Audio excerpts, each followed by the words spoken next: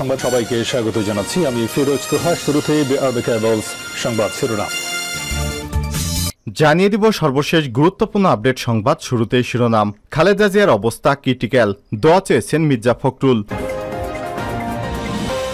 এরপর জানিয়ে দিব খালেদা জিয়ার রোগমুক্তি কামনায় মিলাদ এবং দোয়া মাহফিল। বিএনপি চেয়ারপারসন এবং সাবেক প্রধানমন্ত্রী বেগম খালেদা জিয়ার রোগমুক্তি কামনা করে মিলাদ এবং বিশেষ দোয়া মাহফিল অনুষ্ঠিত হয়েছে শনিবার 22 জুন রাজধানী নয়াপল্টনে। দলের সিনিয়র যুগ্ম মহাসচিব অ্যাডভোকেট রুহুল কবির রিজভী সহ নেতাকর্মীরা এই মিলাদ এবং দোয়া মাহফিলে অংশ নেন। এবারে জানাবো আওয়ামী লীগের ৭৫তম প্রতিষ্ঠাবার্ষিকী। আওয়ামী লীগের ফেসবুক পেজে ওবায়দুল কাদেরের শুভেচ্ছা বার্তা। এদিকে কৃষকেরা পিটিয়ে মারল 4টি রাসেল ভাইপার বিষধর সাপ। জানাবো ইতালি উপকূলে নৌকাডুবিতে আরও 14 অভিবাসীর মরাদেহ উদ্ধার। দেশটির কোস্টগার্ড এই মরাদেহ উদ্ধার করেছে। আজ বার্তা সংস্থা এপির এক প্রতিবেদনে সব তথ্য জানানো হয়েছে। এবং সর্বশেষ জানিয়ে দিব পাকিস্তানের সেনাবাহিনীর গাড়িতে বোমা বিস্ফোরণ, নিহত 5। পাকিস্তান সেনাবাহিনীর গাড়িতে লক্ষ্য করে বোমা বিস্ফোরণের অভিযোগ এসেছে। এই ঘটনায় 5 সেনা সদস্য নিহত হয়েছে। আজ আনাদুলো এজেন্সির এক প্রতিবেদনে সব তথ্য জানানো হয়েছে। প্রতিবেদনে বলা হয়েছে পাকিস্তানের সীমান্ত সংলগ্ন পাকিস্তানের উত্তর পশ্চিমাঞ্চলে এই হামলা চালানো হয়েছে। শুক্রবার সেনাবাহিনীর গাড়িকে লক্ষ্য করে বিস্ফোরণের ডিভাইস দিয়ে এই হামলা চালানো হয়। পাকিস্তান সেনাবাহিনীর এক বিবৃতিতে বলা হয়েছে খাইবার পাখতুনখা প্রদেশের পার্বত্য খুররাম জেলায় এই হামলা চালানো হয়েছে। এলাকাটিতে দীর্ঘদিন ধরে তালেবান এবং ইসলামিক স্টেট গ্রুপ আইএস সক্রিয় রয়েছে। প্রিয় দর্শক, এতক্ষণ শুনছিলেন সংবাদ শিরোনাম, এবারে বিস্তারিত। তবে তার আগে বন্ধুরা, আপনি কোন স্থান থেকে আমাদের সংবাদটি দেখছেন কমেন্ট করে জানিয়ে দিন এই সংবাদ সম্পর্কে আপনার মূল্যবান মতামত। প্রিয় দর্শক, আপনি যদি আমাদের চ্যানেলে নতুন হয়ে থাকেন, ভিডিওটি দেখতে দেখতে চ্যানেলটি সাবস্ক্রাইব করে রাখুন, যাতে করে আমাদের লেটেস্ট আপডেট সংবাদগুলো সবার আগে আপনার কাছে পৌঁছে যায়। এবারে বিস্তারিত। খালেদা জিয়ার অবস্থা ক্রিটিক্যাল, দোয়া চেয়েছেন মির্জা ফখরুল। রাজধানীর এবারকের হাসপাতালে গুরুতর অসুস্থ খালেদা জিয়ার অবস্থা আরও ক্রিটিক্যাল উল্লেখ করে দেশবাসীর কাছে দোয়া চেয়েছেন বিএনপির মহাসচিব মির্জা ফখরুল ইসলাম আলমগীর। আর শনিবার 22 জুন দুপুরে 1:30টায় বিএনপির মহাসচিব রাজধানীর এবারকের হাসপাতালে যান এবং বেগম খালেদা জিয়ার চিকিৎসায় গঠিত মেডিকেল বোর্ডের সদস্যদের সঙ্গে কথা বলার পর গণমাধ্যমে এসব তথ্য জানান। ক্রিটিক্যাল কেয়ার ইউনিট সিসিইউতে বিএনপির চেয়ারপারসনের চিকিৎসা চলছে। সেখানে মেডিকেল বোর্ডের চিকিৎসক, নার্স ছাড়াও সবার প্রবেশে নিষেধ আরোপ করা হয়েছে। গণমাধ্যমকে বিএনপির মহাসচিব মির্জা ফখরুল ইসলাম বললেন, আমি আজ 1:30টার দিকে ম্যাডামকে দেখতে রাজধানীর এবারকের হাসপাতালে গিয়েছিলাম। এখন তিনি সিসিইউতে আছেন। তার অবস্থা অত্যন্ত আশঙ্কাজনক এবং ডাক্তারেরা এখন ভেতরে কাউকে যেতে দিচ্ছে না। তিনি বলেন, আমি তার চিকিৎসার সঙ্গে নিয়োজিত ডাক্তারদের সঙ্গে কথা বলে যেটা বুঝলাম, ম্যাডামের অবস্থা বেশ ক্রিটিক্যাল। ডাক্তাররা আজকে সন্ধ্যায় সম্ভবত আবার বোর্ড মিটিং করবেন এবং এ বোর্ড মিটিং করে তারা পরবর্তীতে করণীয় নির্ধারণ করবেন। তিনি আরো বলেন, আমি আহ্বান জানাই জনগণের কাছে তারা যেন ম্যাডামের সুস্থতার জন্য দোয়া করেন। আল্লাহ তাআলার কাছে এই দোয়া করি। বিএনপি চেয়ারপারসন বেগম খালেদা জিয়ার ব্যক্তিগত চিকিৎসক এবং অধ্যাপক এজেডএম জাহিদ হোসেন বলেছেন, বিএনপির মহাসচিব এসেছিলেন, মেডিকেল বোর্ডের চিকিৎসকদের সঙ্গে কথা বলেছেন। ম্যাডাম সিসিইউতে ডাক্তারের নিবিড় পর্যবেক্ষণে আছেন, চিকিৎসা চলছে, নতুন করে কিছু বলা নেই। গুলশানের বাসা ফিরোজায় খালেদা জিয়া হঠাৎ অসুস্থ হয়ে পড়লে শুক্রবার 21 জুন রাত 3টার দিকে অ্যাম্বুলেন্সে করে রাজধানীর এবারকের হাসপাতালে নিয়ে আসা হয়। তাকে দ্রুতই সিসিইউতে তাকে ভর্তি করে চিকিৎসা শুরু করেন মেডিকেল বোর্ডের সদস্যরা।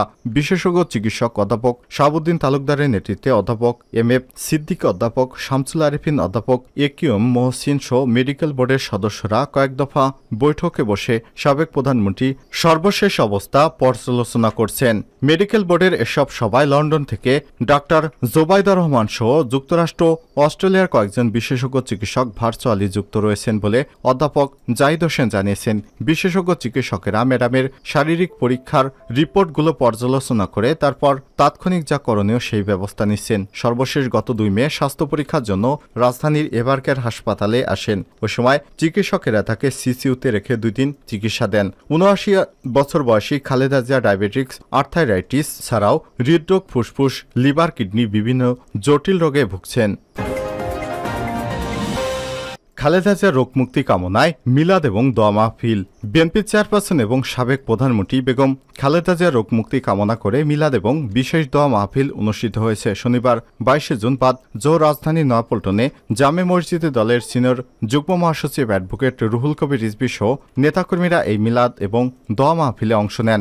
বিএনপির যুগ্ম মহাসচিব অ্যাডভোকেট আব্দুল সালাম আজাদ, স্বেচ্ছাসেবক বিষয়ক সম্পাদক মীর শরাফত আলী সপু, সাংগঠনিক সম্পাদক আব্দুল খালেক, মাহবুবুল হক নান্নু, আমিনুল ইসলাম সহ যুব বিষয়ক সম্পাদক মীর নেওয়াজ আলী, গণশিক্ষা বিষয়ক সম্পাদক আনিসুর রহমান তালুকদার খোকন, নির্বাহী কমিটির সদস্য মশিউর রহমান বিপ্লব, তরিকুল আলম তেনজিং, সালাউদ্দিন ভুইয়া, শিশির মাহবুবুল ইসলাম সদস্য ও মৎস্যজীবী দলের সদস্য সচিব আব্দুর রহিম, স্বেচ্ছাসেবক দলের সহসভাপতি ডাক্তার জাহেদুল কবির জাহিদ, কৃষক দলের যুগ্ম সম্পাদক কৃষিবিদ মেহেদি হাসান পলাশ, সাবেক যুবদল নেতা শাখাওয়াত হোসেন সেলিম, সাবেক ছাত্র নেতা আসাদুজ্জামান আসাদ, মেহবুব মাসুম শান্ত, ওমর ফারুক কায়সার, ছাত্রদলের সহসভাপতি ডাক্তার তৌহিদুর রহমান আওয়াল, জাকির হোসেন স্বেচ্ছাসেবক দল নেতা ইমতিয়াজ বকুল সহ নেতাকর্মীরা দোয়ায় অংশ নেন। ম্যাডামের শারীরিক অবস্থার অবনতি হয় বিএনপি চেয়ারপারসন বেগম খালেদা জিয়াকে শুক্রবার রাত 3টায় রাজধানীর এবারকের হাসপাতালে নেওয়া হয়। সিসিউতে নিবিড় পর্যবেক্ষণে রেখে মেডিকেল বোর্ডের তত্ত্বাবধানে তাকে চিকিৎসা দেওয়া হচ্ছে বলে জানিয়েছেন চেয়ারপারসনের ব্যক্তিগত চিকিৎসক এবং দলের ভাইস চেয়ারম্যান অধ্যাপক ডাক্তার এজেড-এম জাহিদ হোসেন। ৭৯ বছর বয়সী সাবেক প্রধানমন্ত্রী খালেদা জিয়া নানা রোগে ভুগছেন। আওয়ামী লীগের ফেসবুক পেজে ওবায়দুল কাদেরের শুভেচ্ছা বার্তা। আওয়ামী লীগের ৭৫তম প্রতিষ্ঠা বার্ষিকী উপলক্ষে ইতিহাস উন্মুক্ত পাঠশালা থেকে শিক্ষা নিয়েছে আওয়ামী লীগ। আমরা মৃতের ভাগাড়ে দাঁড়িয়ে জীবনের জয়গান গাই, আমরা ধ্বংসস্তূপের উপর দাঁড়িয়ে সৃষ্টির পতাকা উড়াই, জাতির প্রতিটি দুর্যোগ এবং সংকটে হাত বাড়িয়ে দেয় আওয়ামী লীগের ঐতিহ্য।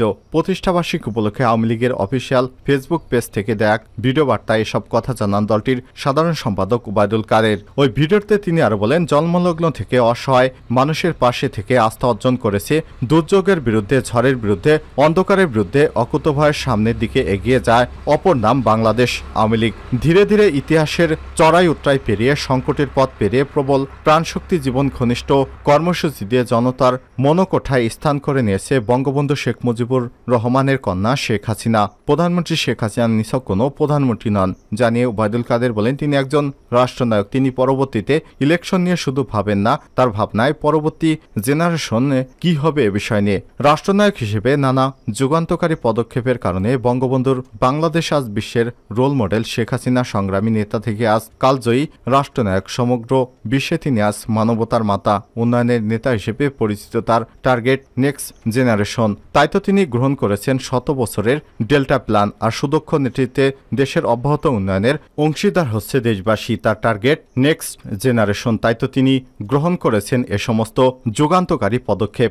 বাংলাদেশ আওয়ামী লীগ এদেশের জনগণের স্বার্থ রক্ষায় পাহারাদার, এমন মন্তব্য করে তিনি বলেছেন, আওয়ামী লীগের ইতিহাসে আওয়ামী লীগ বারবার ষড়যন্ত্রের শিকার হয়েছে, কিন্তু আওয়ামী লীগ এদেশের রাজনীতিতে কারো বিরুদ্ধে কোনো ষড়যন্ত্র করেনি। উল্লেখ্য, 23 জুন বাংলাদেশ ঐতিহ্যবাহী এবং রাজনৈতিক দলটির 75তম বর্ষপূর্তি উদযাপনে অংশ হিসেবে আওয়ামী লীগের ওয়েব টিমের পক্ষ থেকে বিভিন্ন সারির নেতাকর্মীদের ভিডিও বার্তা সংগ্রহ করে তা প্রকাশ করা হয় দলটির অফিসিয়াল সামাজিক যোগাযোগ মাধ্যম প্ল্যাটফর্মগুলোতে।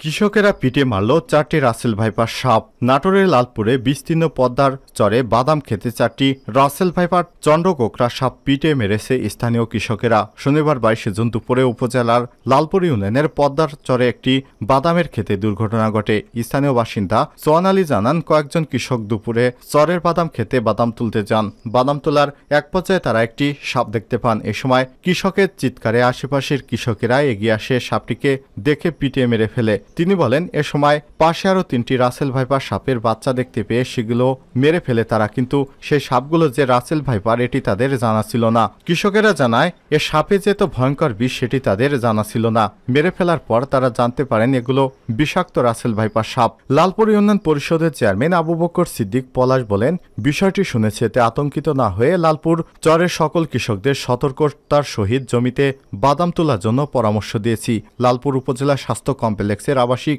Medical officer doctor Suruzzaman Shamim বলেছেন, 4টি রাসেল ভাইপার সাপ মেরে ফেলার বিষয়টি শুনেছি, এতে আতঙ্কিত না হয়ে চরের কৃষকসহ সকলকে সতর্কভাবে চলাচল করার পরামর্শ দেন তিনি। ইতালির উপকূলে নৌকাডুবিতে আরও 14 অভিবাসীর মৃত লাশ উদ্ধার। ইতালির উপকূলে আজ নৌকাডুবির ঘটনায় 14 অভিবাসীর লাশ উদ্ধার করেছে দেশটির কোস্টগার্ড। শনিবার বার্তা সংস্থা এপির এক প্রতিবেদনে সব তথ্য জানায়। শুক্রবার দক্ষিণ ক্যালাব্রিয়া অঞ্চল থেকে তাদের মরদেহ উদ্ধার করে এ নিয়ে নৌকাডুবির ঘটনায় মোট 34 জনের মরদেহ উদ্ধার করা হলো। মৃত্যুর আগে সোমবার 17 জুন দাতব্য সংস্থা জানায় অভিবাসীদের নিয়ে তুরস্ক থেকে যাত্রা করা নৌকাটিতে আগুন ধরে যায়, ফলে এটি ইতালির ক্যালবিয়ার প্রায় 200 কিলোমিটার পূর্বে ধ্বংস হয়ে যায়। ইতালির কোস্টগার্ড জানিয়েছে আজ দাতিলো এবং কর্সি থেকে 14 জনের মরদেহ উদ্ধার করা হয়েছে। এ নিয়ে উদ্ধার অভিযান শুরুর পর থেকে মোট 34 জনের মরদেহর সন্ধান মিলেছে। জাতিসংঘের তথ্যমতে 2014 সাল থেকে এ পর্যন্ত 23,000-এর বেশি অভিবাসী ভূমধ্যসাগরে মারা যা বা নিখোঁজ হওয়ার তথ্য নথিভুক্ত করা হয়েছে।